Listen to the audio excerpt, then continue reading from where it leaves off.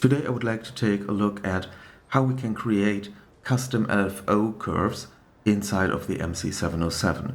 And in order to have some background here, I've got a drum. I've got some strings.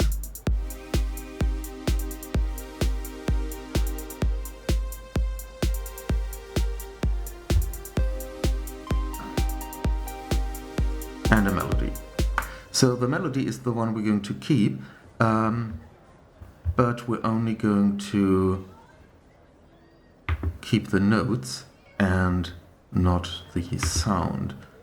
So we're only going to put the phrase here.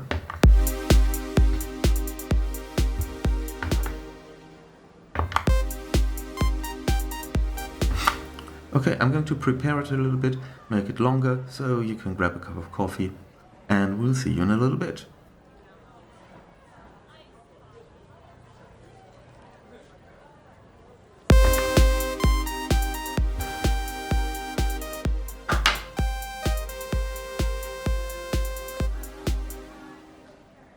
Let's edit the sound.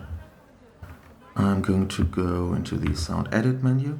And here you see that the initial sound is made up from one oscillator, which has a virtual analog saw curve to it, and the other oscillators are not turned on. Okay, so when we want to change this sound by via the LFO, then we're going to do the following. You choose the LFO, and now so you see it says partial 2 here because I pressed that one. We want to edit partial 1. And in order to do that in a step sequencer kind of way, what we need to do is to choose the very last waveform here, and it's called step. If I press enter, we go into this step edit menu here. And what you can do here is you have 16 steps. And these steps can be assigned to one specific kind of note value or value length. So you press sync, turn it on, go back, and then you say, okay, so these 16 steps are distributed over a quarter note. That's a bit fast, and I like to have it a half note at least. So going back here, and now these 16 steps will have a rate of a half note, and they are synced. And I'm going to turn the key trigger on, and that means once I press a key, the waveform will start, or this LFO curve will start. You can also change the end value, and then maybe only 8 steps are distributed over a half note. So the sound as we have it right now is not really interesting. You press the right cursor button and you get into the first step. And for each step, you press the cursor bar in order to get to step number 1. And in step 1, or for each of these 16 steps, we can now change a different curve. There are about 36 curves are programmed inside here, and I'm going to step through them. So there's saws, there are sort of triangles, up, down. See all of these kinds of curves here, and we can change them around. So let's start slowly here, and I'm going to use that one. So an upward motion here, and we can assign a depth to this waveform, and we need to assign it because otherwise we won't listen to it. We won't be able to hear it, that's what I mean. And now for each of these steps we can choose different kinds of curves, whatever we like. And so I'm going to choose this step pattern here. And I'm going to break it up now. Oh, that's good.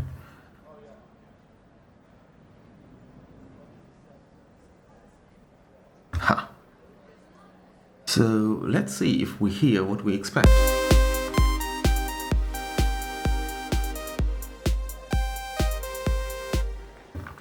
Right, we do not hear what we expect. We would expect a slowly rising tone, or at least a rising tone, and then we'd expect some really sudden changes because of the square waveforms, and near the end of the sound and of the half note, we would expect there's something to happen here. And the reason we don't hear all of that is twofold. Reason one, we need to assign a depth for each of these steps, and the depth can go from 72 plus. Oh, I'm changing the curve, sorry. And yeah, the depth. So it goes from plus 72 to minus 72, 0 having no effect, and we're going to ramp it up for all steps.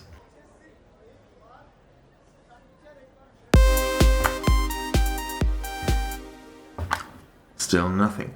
And the reason for that is that we have to assign the parameter to the waveform. So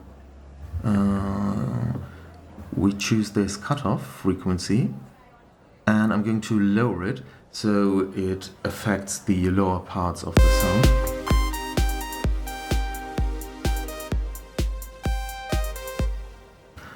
Okay, and so you hear something is happening. If I turn it up, the effect is not so pronounced, and I think the reason is that you want to lower it if the tone is rather high. I might be wrong. So let's step out of this. And you see that I have changed the cutoff frequency to 2-60, and that's what we get here as well. And let's continue.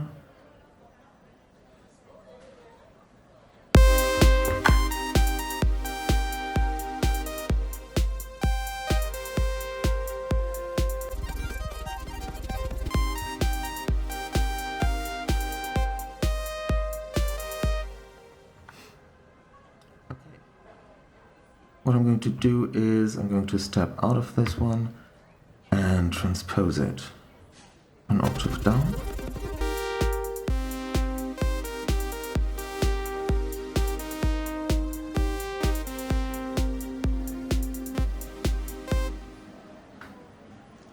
So you see, I think when it's transposed down an octave, it actually sounds rather nice. Let's go back into the sound editing menu. And I'm going to switch to that partial again. So I'm not really happy as of now, because I think I want to have more depth to the sound as a whole. And for that, we're going to activate more oscillators. I'm going to set this oscillator to a sample, an internal sample on bank A.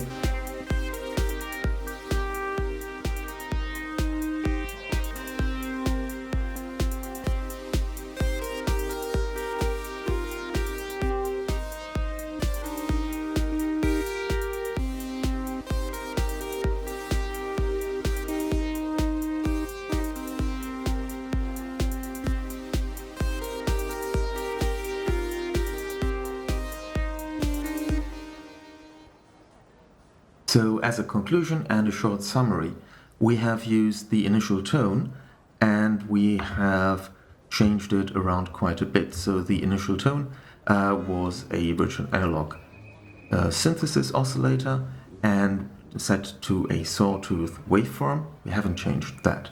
But what we did is we activated the LFO for the partial one and set the form to a step editing waveform, to a custom waveform, and then by pressing enter we went into this LFO step edit menu and changed the curve types for each step, and we changed the depth for each step, set the overall cutoff to a negative value in order to get some sort of warmer tone modulation, and that's really it. The other thing we did was we created a second partial and set that partial to a different waveform, so to a PCM here, and we haven't changed the LFO for that tone. What we could do is simply use a triangle wave, or that one.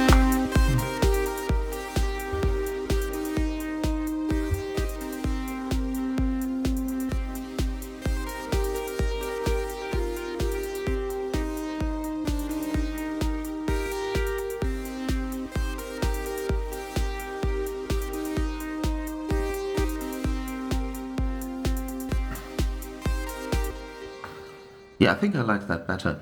So we have the second oscillator set to a sample, and we set the LFO for that oscillator. So this oscillator now, because we pressed the encoder number 2, the LFO now affects that oscillator. It does not affect the first one. So for the first one, we still have the form set to step. But for the second oscillator, we are free now, and we choose a square wave.